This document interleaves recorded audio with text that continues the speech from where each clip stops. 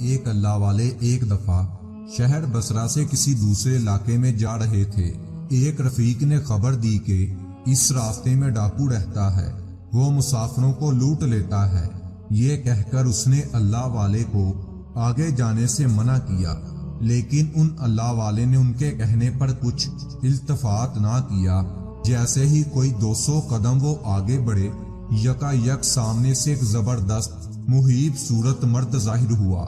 راہزین نے آتے ہی ہم دونوں پر حملہ کر دیا اور اس نے پہلے ہی حملے میں میرے ساتھی یعنی کہ میرے رفیق کو قتل کر ڈالا۔ پھر وہ رہزن میری طرف لپکا۔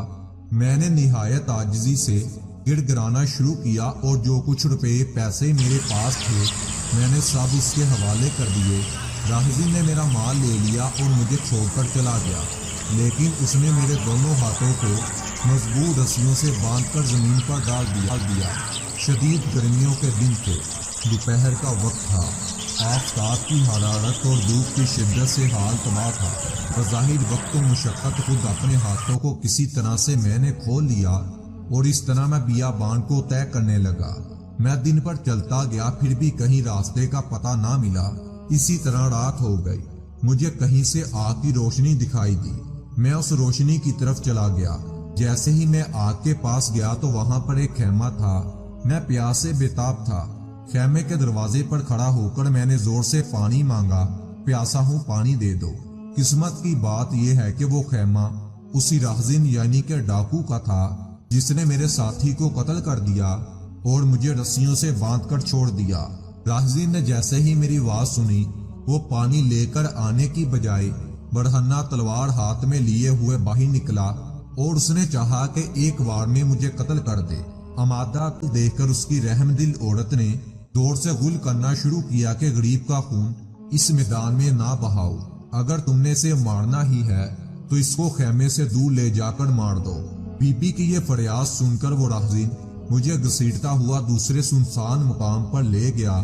وہ میرے سینے کے اوپر چڑھ گیا اور میری گردن پر تلوار رکھ کر ذبح کرنا چاہتا تھا کہ یکا یک سامنے کے جنگل سے ایک ہیبت ناک شیر بڑھتا ہوا دکھائی دیا۔ وہ چور خوف کے مارے دور جا گرا۔ اس نے ابھی ہوش سنبھالا نہ تھا کہ شیر اس کے اوپر لپکا اور چیر پھاڑ ڈالا۔ شیر کی صورت دیکھ کر راہزین سے پہلے میں بے ہوش ہو گیا تھا۔ کچھ دیر کے بعد ہوش آیا۔ اس سنسان میدان میں سوائے اس ڈاکو کی لاش کے سوا کوئی بھی چیز نظر نہ آتی تھی۔ دیر کے بعد سب واقعات اللہ والے کو یاد آئے۔ پھر کیا تھا کہ میں نے اللہ تعالیٰ کا شکر ادا کر کے حمد و ثنا خدا کی کرتا ہوا اس ڈاکو کے خیمے پر آیا۔ اس کی بیوی جو اکیلی رہ گئی تھی وہ مجھ سے خوش تھی۔ آخر کار میں نے اس سے نکاح کیا اور ڈاکو کا کل مال و متاع میرے ہاتھ میں آ گیا اور اللہ نے مجھ کو اسی وقت فکر و فاقہ سے نجات دے دی۔ کسی نے سچ کہا ہے، کسی کا کیا ہوا ظلم اس کی طرف ہی لوٹ کر آتا ہے۔ اور ایک اور بات ناظرین کرام، آپ دیکھیں کہ اللہ تعالیٰ نے کس طرح اس کو مال سے نواز دیا، اس کو کس طرح ڈاکو کے ہاتھ سے بچا کر اس کو رزق بخشا۔ خدا فرماتا ہے، روزی کا ذمہ میں نے خود لیا ہے۔ کہا جاتا ہے کہ دو چیزیں کوئی کسی سے چھین نہیں سکتا۔ پہلی، کوئی کسی کا رزق چھین نہیں سکتا کیونکہ اس کا ذمہ اللہ تعالیٰ نے خود لیا ہے، اور دوسری، کوئی کسی کا علم نہیں چھین سکتا